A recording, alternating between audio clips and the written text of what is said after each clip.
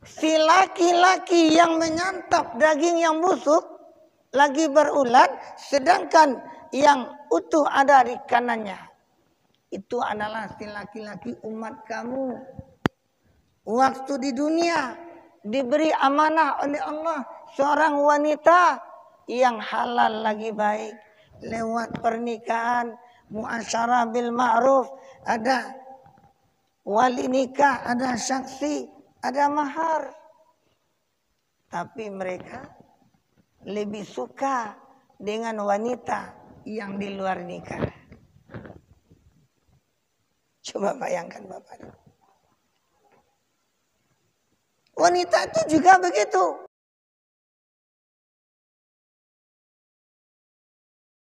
Assalamualaikum warahmatullahi wabarakatuh.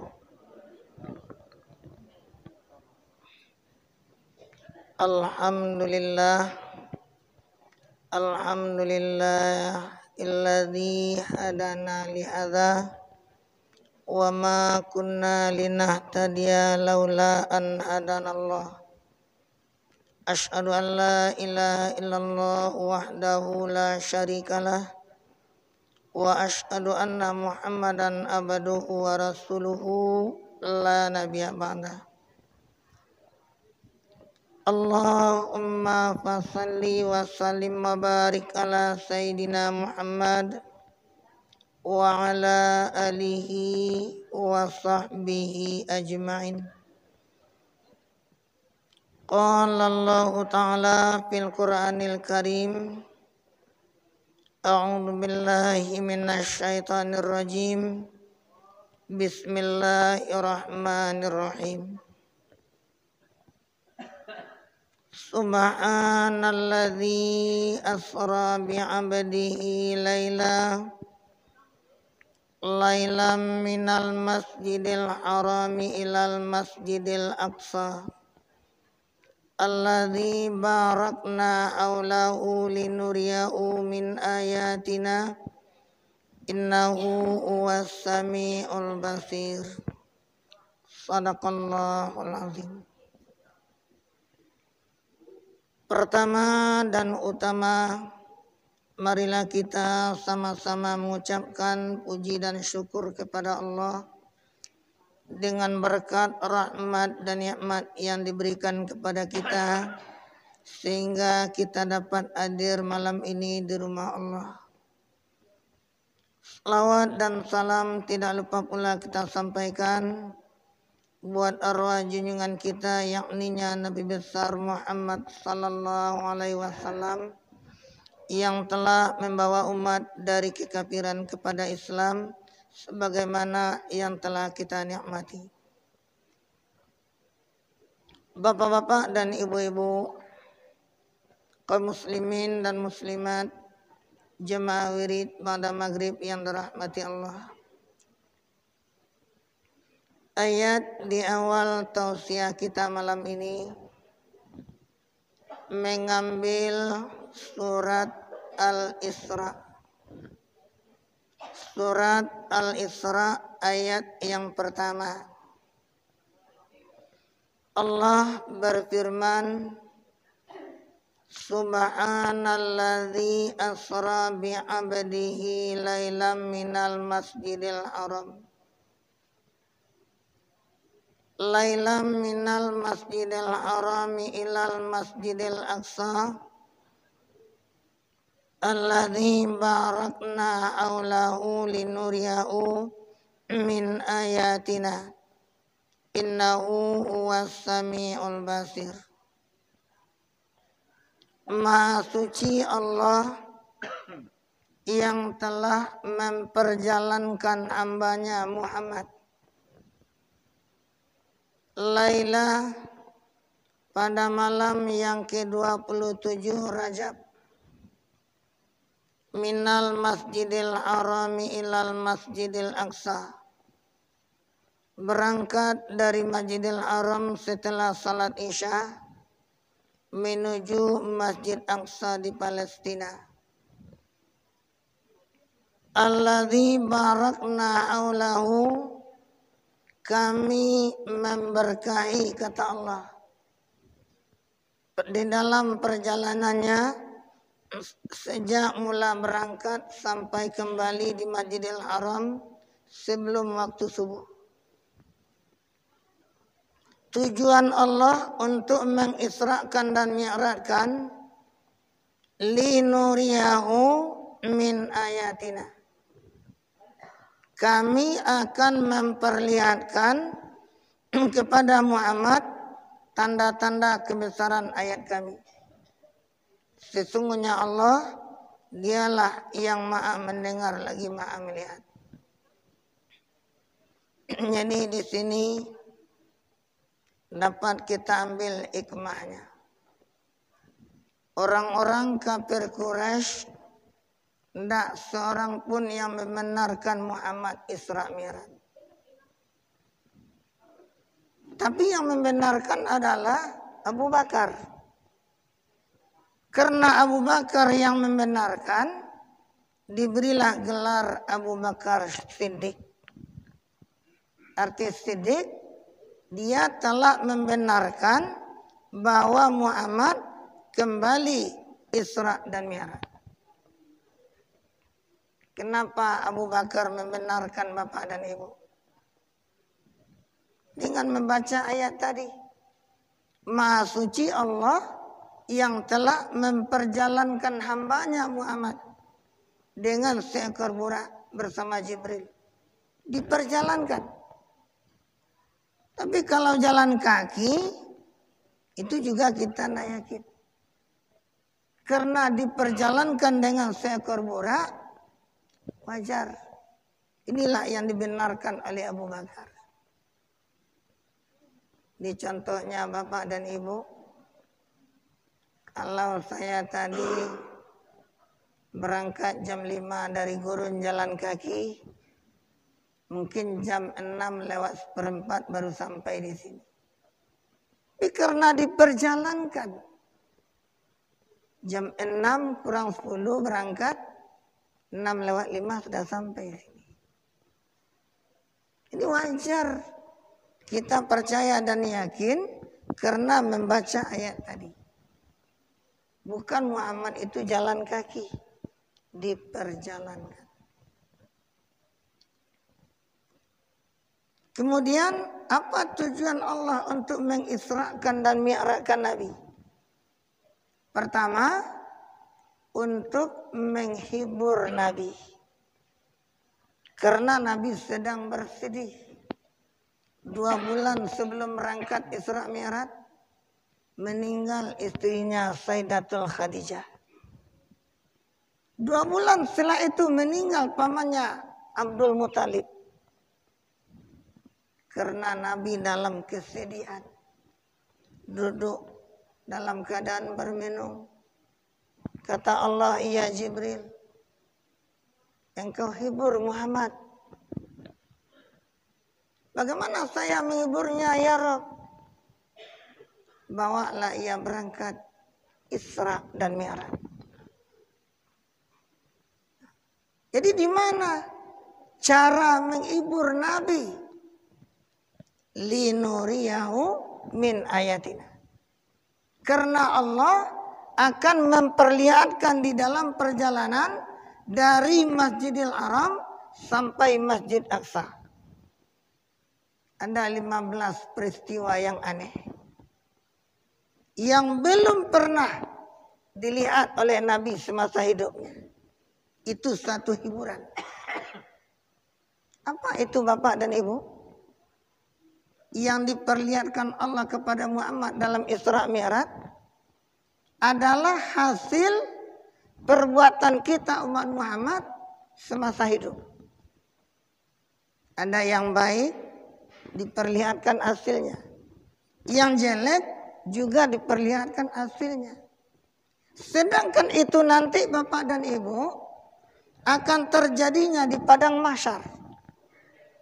Setelah hari kiamat, ditiup sangkakala yang terakhir oleh malaikat Israfil, seluruh yang meninggal dibangkit. Berjalan ke padang mahsyar. Di yaumul mahsyar itulah terjadinya azab bagi orang maksiat. Lalu kenapa diperlihatkan kepada Muhammad sedangkan kiamat belum terjadi? Mahsyar belum terjadi? Maka dibikinkan kameranya oleh Allah guna diperlihatkan kepada Muhammad supaya Muhammad bisa membuat hadisnya, bisa membuat kitabnya. Dalam kitab Duratun Nasihin, Majelis Saniyah, Irsyadul Ibad, Raudatus Salihin. Apa tujuannya? Supaya Muhammad menyampaikan apa yang akan terjadi di padang mahsyar tentang perbuatan umat semasa hidup, supaya kita diberitahu oleh Allah, diberitahu oleh Muhammad. Dibuatlah hadisnya, dibuatlah kitabnya tentang perkara azab mahsyar itu, supaya umat Muhammad yang berbuat maksiat berhenti berbuat maksiat, supaya mereka bisa bertaubat. Orang yang taat akan menambah ketaatannya. Kenapa? Karena sudah disampaikan oleh Nabi, perbuatan-perbuatan umatnya diperlihatkan hasilnya di padang mahsyar. Tapi Allah memperlihatkan dulu filmnya, kameranya di waktu perjalanan Isra dan Mi'raj, supaya Nabi menyampaikan kepada sahabat dan kita selaku umat. Bapak-bapak dan ibu-ibu, jamaah wirid ba'da maghrib rahimakumullah. Sebelum Nabi berangkat, bainaman Nabiyyu sallallahu alaihi wasallam fil ajari indal baiti muttaji'an min rijlain idza ata'u Jibril wa Mikailu wa ma'ahuma malakun akhar fatamiluhu hatta ja'u bihi Zamzam.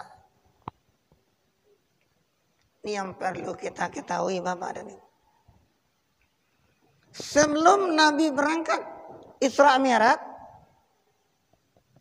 Nabi sedang berada di dekat Hajar Aswad, Baitullah, dalam keadaan berbaring. Ada di kanannya seorang yang bernama Hamzah. Waktu itu datanglah dua malaikat, Jibril dan Mikail, bersama malaikat yang lain. Fahtamaluhu, gendonglah Nabi,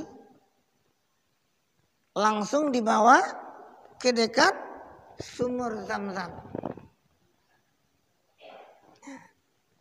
Nabi berbaring dekat Ja'far dan Hamzah, lalu datang malaikat Jibril dan Mikail, dibawa Muhammad ke dekat sumur Zamzam.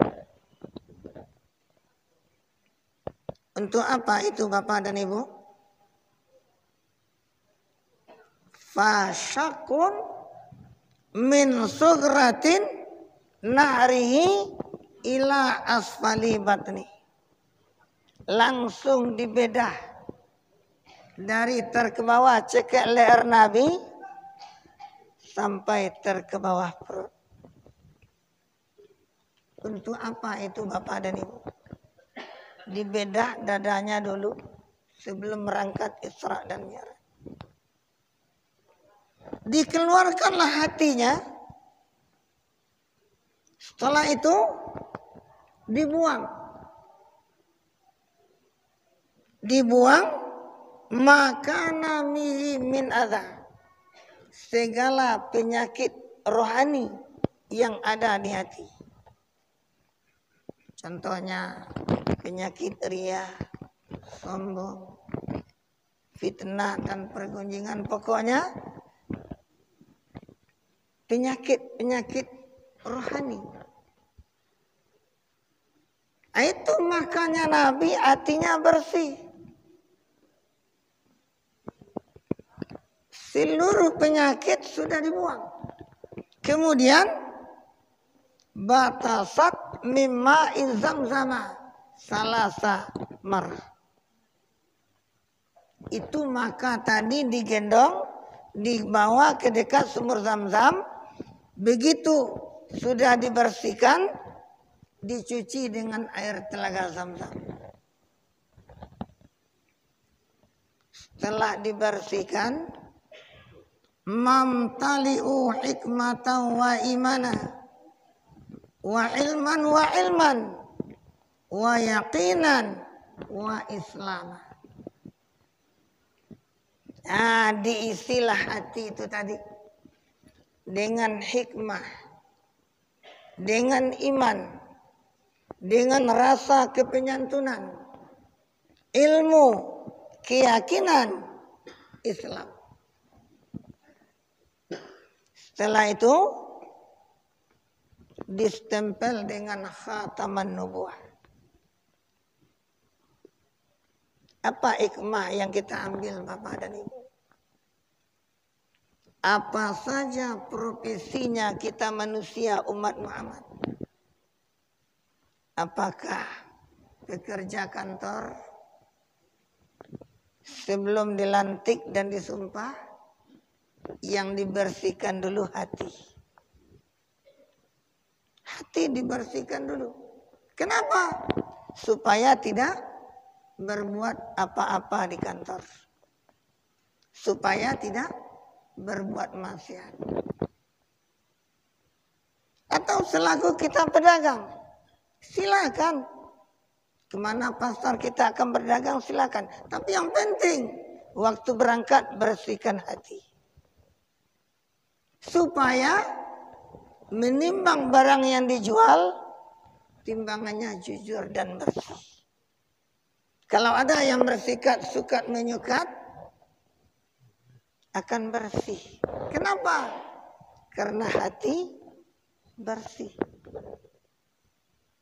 Begitu juga kita petani, di sawah mana, di kebun mana kita bekerja, yang penting hati bersih dulu. Supaya kita tidak memperluas ladang kita, mempersempit ladang orang. Ini kuncinya. Apa saja profesi kita, baik ibu rumah tangga, pemuda, pemudi, yang penting dulu hati dibersihkan. Kenapa begitu Bapak dan Ibu? Sampailah Nabi mengeluarkan hadis. Ala wa inna fil jasadi mudghah. Ya sahabat umat, sesungguhnya di dalam tubuh kita masing-masing ada segumpal darah. Ada segumpal daging. In salahat soli'u sa'amari. Apabila baik daging yang segumpal di dalam tubuh kita, sehatlah seluruh perbuatan anggota kita yang di luar.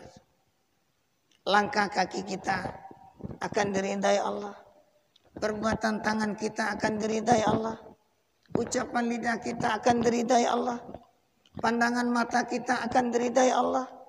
Pendengaran telinga kita akan diridai Allah. Wa in fasadat fasada sairu amali. Kalau yang di dalam tubuh kita itu rusak, daging yang segumpal itu jelek, rusak, maka rusaklah perbuatan anggota kita yang di luar. Kata sahabat, apa itu ya Rasul? Daging yang segumpal itu. Ingatlah. Ala wahyal qalbu. Itulah yang namanya hati. Hati bersihkan dulu. Supaya perbuatan kaki, tangan, lidah, mata, dan telinga akan bersih. Itu maka Nabi sebelum berangkat untuk Isra dan Mi'raj, Yang penting dulu dada dibedah, dikeluarkan hati, dibuang segala penyakit rohani, diisi dengan hikmah, iman, penyantun, keyakinan Islam. Ini maka Nabi tidak berdosa satupun. Di antara Nabi dan Rasul yang 25, Muhammad yang diutamakan masuk surga. Nanti Bapak dan Ibu di akhirat, itu Nabi sudah tahu hadisnya. Karena sudah diperlihatkan kameranya. Atani babul jannah. Sewaktu aku nanti mendatangi surga, aku ketok pintunya, fastaftahtiu. Aku minta buka. Qalal khazain. Dijawab oleh penjaganya Ridwan, man anta? Siapa engkau? Aku jawab, anak Muhammad. Baru dibukakan. Sampai Nabi di dalam ditanya, ya Ridwan, kenapa engkau menanya tadi? Aku mengetok pintunya. Karena Allah waktu menyerahkan kunci surga yang 8 pintu, Allah menjanjikan kepada saya, jangan engkau bukakan dulu pintu surga sebelum yang masuk namanya Muhammad. Itu maka aku tanya, kalau saya bukakan langsung, sedangkan yang masuk itu tidak Muhammad, Allah akan murka kepada saya. Ini kuncinya Bapak dan Ibu. Bapak-bapak dan ibu-ibu, kaum muslimin dan muslimat, jemaah wirid ba'da maghrib rahimakumullah. Setelah itu barulah disuruh malaikat Jibril ke surga untuk menjemput seekor burah untuk Isra dan Mi'raj. Kata Allah, ya Jibril, berangkat engkau ke surga, cari seekor burah yang tertulis di keningnya namanya Muhammad. Ini berat, bagus hikmahnya Bapak ini. Begitu malaikat Jibril sampai di surga, 400 ekor burah yang sedang berkumpul. Dilihat, belum ada yang ketemu di wajahnya nama Muhammad. Dicari lagi. Sibuk mencarinya. Ketemu 1 ekor yang sedang merendahkan kepalanya, yang sedang berlinang air matanya. Diangkat kepalanya, dilihat ada Muhammad tulisannya. Kata Jibril, kenapa kamu menangis dan bersedih? Ya Jibril, aku dulu sudah 400 tahun yang silam mendengar namanya Muhammad, tapi sampai sekarang belum ada oleh saya yang ketemu Muhammad. Ini yang aku sedihkan. Kata malaikat Jibril, Mbak, kata orang Minang, kok ketek tapak tangan jeniru di tambur. Iku banalah tujuan ambu, kata Jibril, mencari engkau. Aku disuruh oleh Allah mencari seekor burah yang tercatat di keningnya Muhammad untuk pergi bersama saya Isra dan Mi'raj bersama Muhammad. Baru bergembira seekor burah itu Bapak. Nah, teruslah melanjutkan perjalanan setelah salat Isya. Fasaru atta balahu ardan dzata nahlin. Sampailah Nabi di suatu bumi yang mempunyai kurma yang banyak. Faqala lahu Jibril. Kata Jibril, anzil fasal hafuna. Turun engkau Muhammad, salat itu.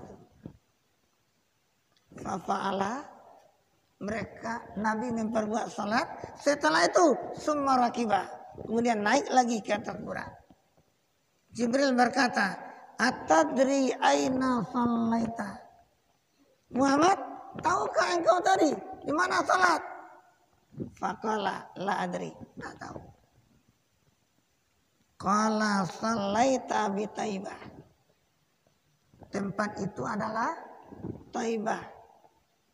Tempat hijrahnya engkau nanti. Dilanjutkan.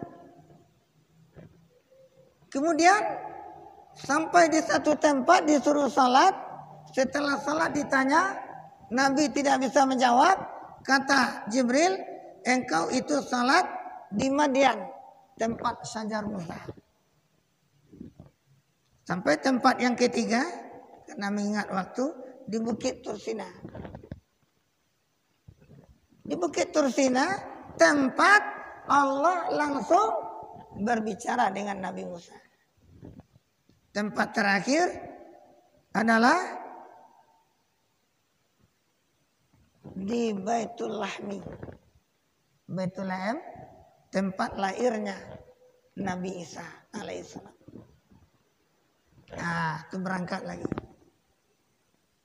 Baru setelah itu linuriyahu min ayatina tadi Allah perlihatkan hasil-hasil perbuatan umatnya waktu di dunia. Pertama, untuk menghibur Nabi, tak perlu dibacakan hadisnya, mengingat waktu. Orang yang sedang menanam, begitu ditanam, hari itu ditanam, hari itu tumbuh, langsung berbuah, langsung dipanen. Yang dipotong tadi tumbuh lagi seperti sebelum dipotong. Nah, itu gembira Nabi melihat. Belum pernah Nabi melihat. Kalau kita di dunia nanam padi, 2 bulan baru tumbuh. Sekarang baru ditanam tumbuh, dikasih buah oleh Allah, langsung masak, langsung dipanen. Yang dipanen tumbuh lagi seperti sebelum dipanen. Itu dalam surat Al-Waqiah, la maqtu'atu wa la mamnu'ah. Buah-buahan surga itu tidak enti-entinya berbuah. Setiap dipetik oleh ahli surga, tumbuh lagi di tempat itu seperti yang sebelum dipetik.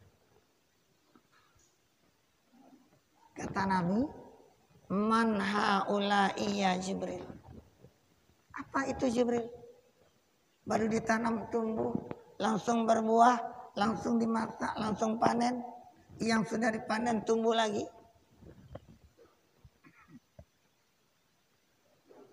Jibril jawab, ula'il mujahiduna fi sabilillah. Tudha'alahumul hasanah bisab'i mi'ati dha'fin wa ma anfaqu min syai'in fa huwa yukhlifu. Ya Muhammad, itu adalah umat kamu. Umatku bagaimana? Umatku yang berjihad di jalan Allah waktu di dunia. Mewakafkan hartanya ke masjid. Apakah satu sak semen? Apakah satu kotak keramik? Apakah selembar atap? Selagi rumah Allah dijalankan, laka jadi ratusan tahun di alam kubur, pahalanya tetap mengalir. Wa ma anfaqu min khairin fa huwa yukhlifu. Apa yang mereka infakkan, Allah akan ganti. Jangan kita menyangka sedekah infak mengurangi harta kita. Taruhlah bapak dan ibu tadi bawa uang 10.000. Dijalankan celengan, Dimasukkan 5.000, tinggal 5.000, jangan menganggap kurang. Kalau kita kaji Bapak dan Ibu, semua harta kita, taruhlah milik kita, pinjaman Allah, mana yang sebenarnya untuk kita? Gitu Ibu-Ibu. Kemarin pergi ke pasar, bawa uang 400.000, beli telur, beli ikan, beli selengkapnya, itu alat dapur. Tinggal 10.000, 5.000 untuk ongkos aja pulang. 5.000, assalamualaikum, sedekah lah Bu. Kita berikan 5.000. Nanti tanya, iya Rob, uang yang 400.000 tadi, mana yang sebenarnya untuk saya? Pasti yang 5.000 tadi. Kalau yang dibelikan kepada ikan dan daging, itu enaknya di ujung lidah. Sampai di lambung, 12 jam minta keluar. Atau 1 hari. Begitu keluar, tutup hidung. Jadi jangan kita menyangka berinfak, bersedekah itu mengurangi harta kita. Yang pertama, lanjutkan perjalanan. Allah memperlihatkan yang kedua, orang yang sedang memukul kepalanya sendiri. Begitu pecah, Allah kembalikan bulat seperti sebelum dipukul. Dia pukul lagi. Dia pukul lagi. Dibulatkan lagi, dipukul lagi. Nabi bertanya, ya Jibril, man haulai? Siapa mereka? Haulai tatataqalu ru'usib anis salatil maktubah. Ya Muhammad, yang sedang memukul kepala itu adalah umatmu waktu di dunia. Berat kepalanya untuk dibawa ruku dan sujud terhadap salat. Ini orang yang tidak salat. Orang yang tidak salat waktu di dunia.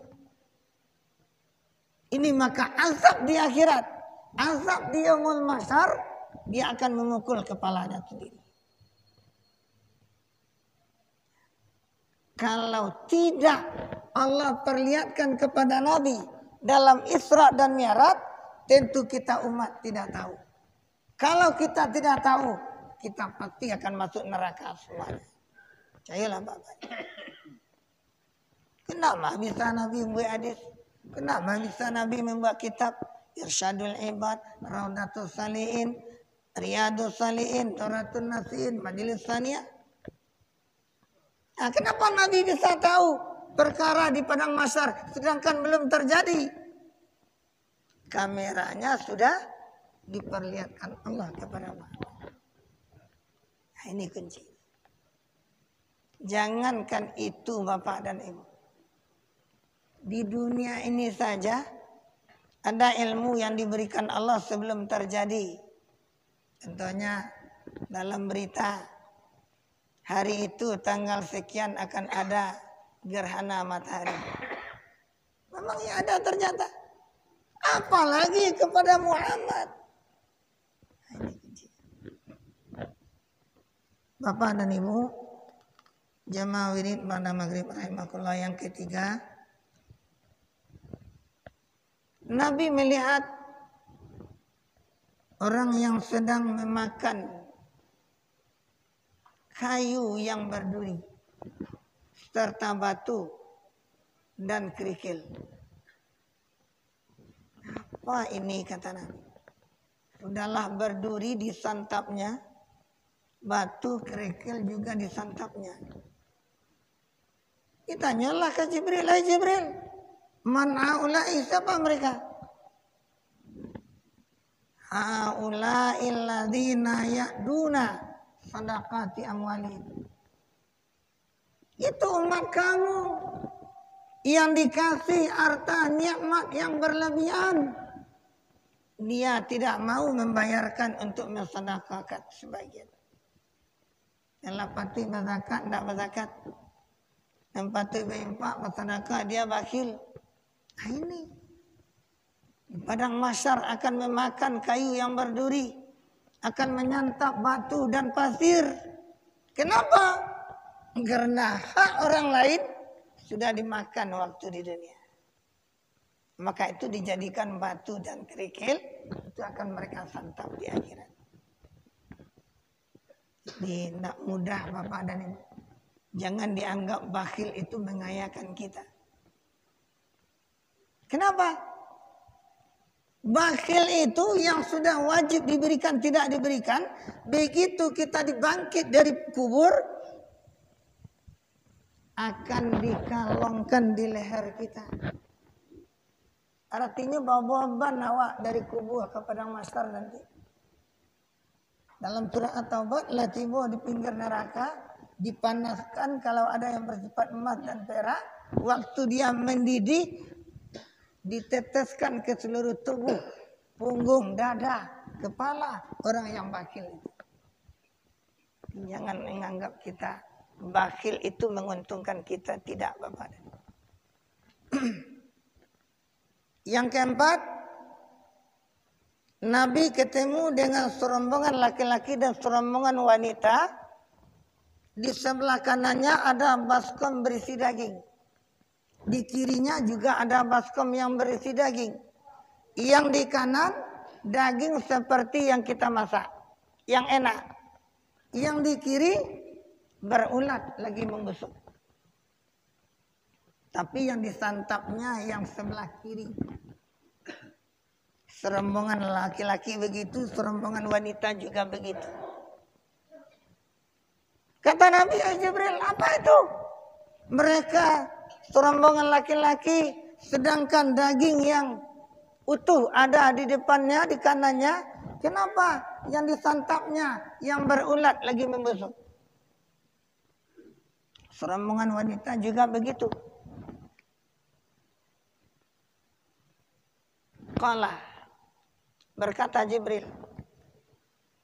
hadzal rajulu min ummatika takunu indaul mar'atul halalu taibah. Si laki-laki yang menyantap daging yang busuk lagi berulat, sedangkan yang utuh ada di kanannya. Itu adalah si laki-laki umat kamu. Waktu di dunia diberi amanah oleh Allah seorang wanita yang halal lagi baik. Lewat pernikahan, muasyarah bil ma'ruf, ada wali nikah, ada saksi, ada mahar. Tapi mereka lebih suka dengan wanita yang di luar nikah. Coba bayangkan Bapak. Wanita itu juga begitu. Kenapa daging yang enak ada di dekatnya? Kenapa yang jelek, yang berulat disantapnya? Dia waktu di dunia diamanahkan Allah suami yang halal. Sudah melalui akad nikah muasyarah bil ma'ruf. Ada walinya, ada saksinya, ada maharnya. Tapi dia lebih senang berhubungan sampai pagi dengan laki-laki yang tidak dinikahinya. Na'udzubillah min dzalik. Banyak lah Bapak Jibril. Ada 5 balai diperlihatkan Allah. Dia itu nanti lah selesai itu diminta mi'raj naik ke langit. Ini nanti akan kita lanjutkan. Nah, tak mungkin cukup malam ini Bapak dan Ibu. Jadi tadi yang pertama, hasil dari orang yang